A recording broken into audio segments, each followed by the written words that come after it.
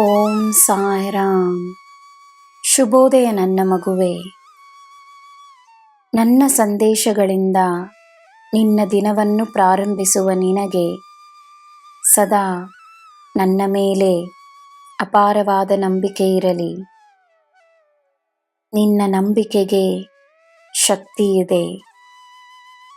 ನಿನಗೆ ಒಳ್ಳೆಯದೇ ಆಗುತ್ತದೆ ಎಂದು ನಾನು ಹೇಳುವ ಮಾತನ್ನು ನೀನು ನಂಬಬೇಕಷ್ಟೇ.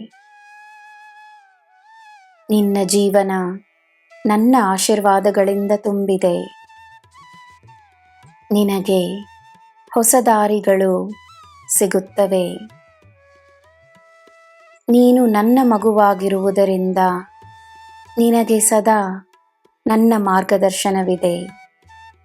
ನೀನು ಸುಖ ಶಾಂತಿಯಿಂದ ಬಾಳುವೆ. ನಿನ್ನ ದಿನ ಶುಭವಾಗಿರಲಿ. ಸರ್ವಂ ಸಾಯಿಮಯಂ. ಜೈ ಸಾಯಿರಾಮ್.